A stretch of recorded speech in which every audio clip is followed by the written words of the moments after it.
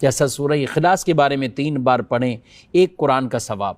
اور سورہ یاسین کو پڑھیں تو 10 قرآن کا ثواب ہے۔ نبی کریم علیہ السلام نے ارشاد فرمایا ہر چیز کے لیے قلب ہے، یعنی دل ہے،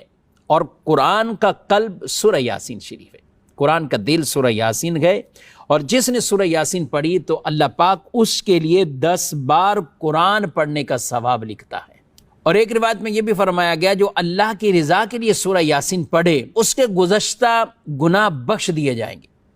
اور اس لیے فرمایا کہ اپنے مرنے والوں کے پاس پڑھا کرو،